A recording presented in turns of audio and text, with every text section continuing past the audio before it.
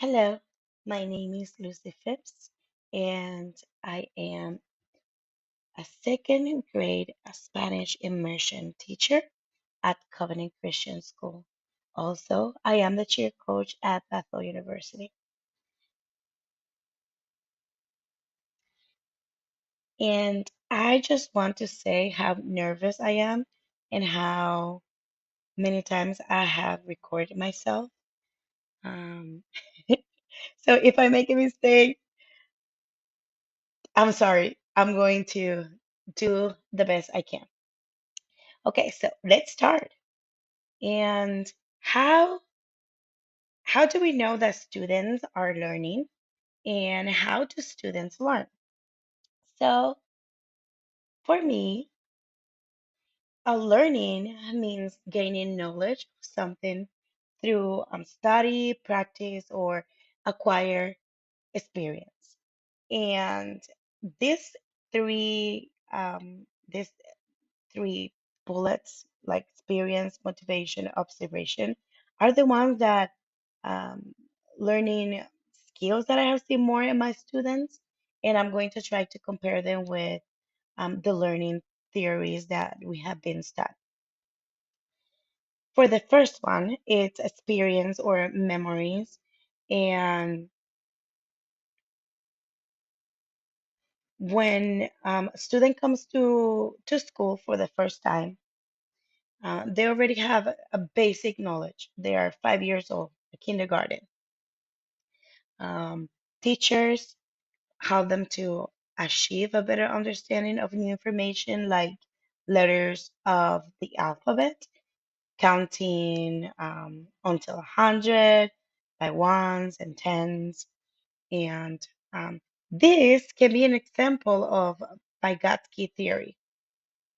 As a teacher, we help them reach the next level, the zone proximal development. And I think it was called the more knowledgeable other. And for example, we can see a difference between students that have more opportunities to learn at home and the other that didn't. We can see that it has a little bit of more skills in the classroom. It's more ready, more prepared. Now, Vygotsky theory says that eventually they will learn the same, but the student has more opportunities to learn.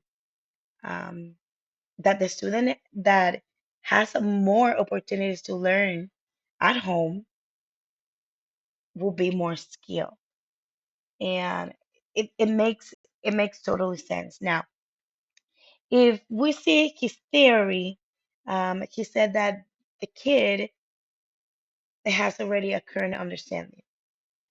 He can do it's what he can do unassisted, and then we help them to achieve. We help them to learn, and then there's something out of reach.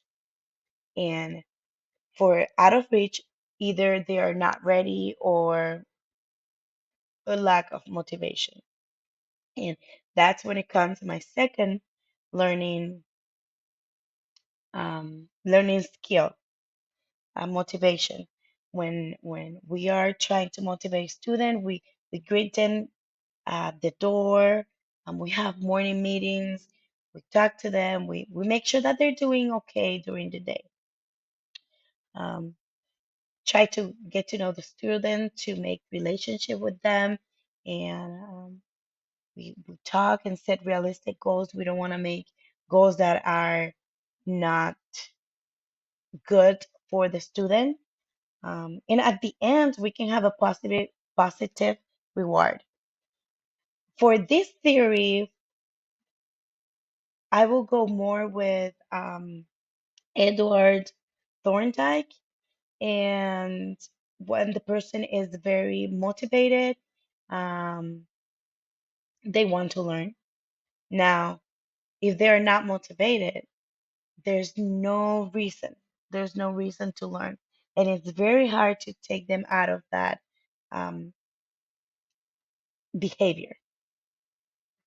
And one of the things that I really like about this theory is like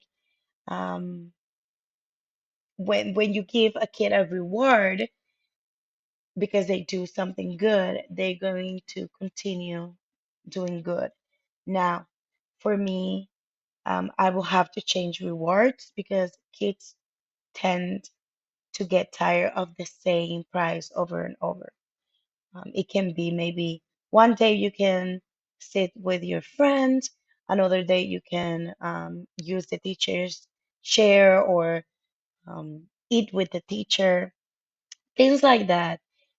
And you will see you will see a behavior, at least in my classroom, I see a behavior when I use this kind of motivation as the student make a connection and things like that. For my last one, it will be observation. And I think this is very important, and this is the one that I try to use the most. I think nowadays our students um,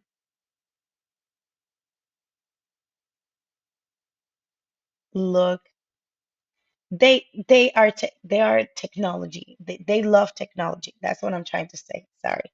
And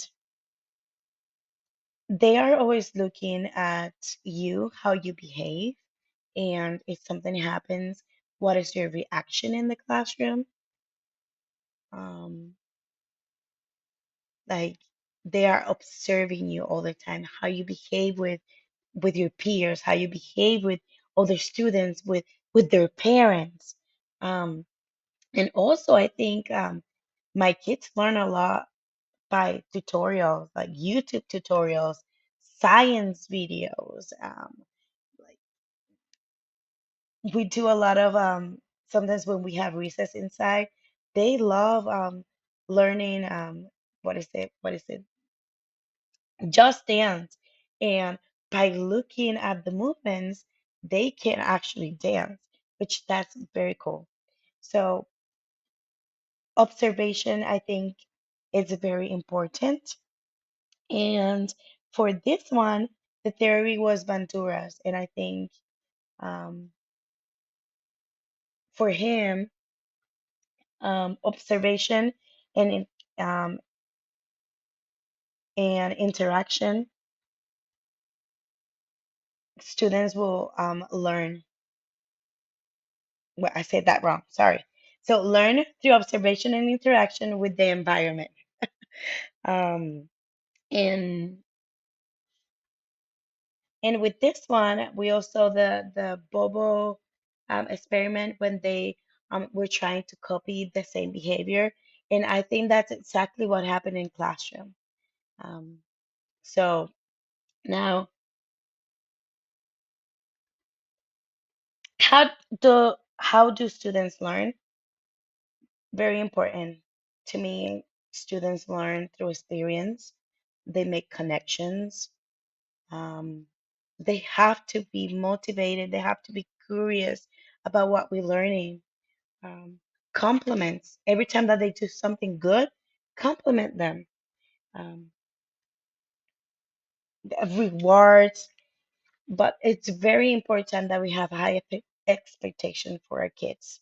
Make appropriate goals, hands-on activities so they can learn, ask questions to make sure that they are learning.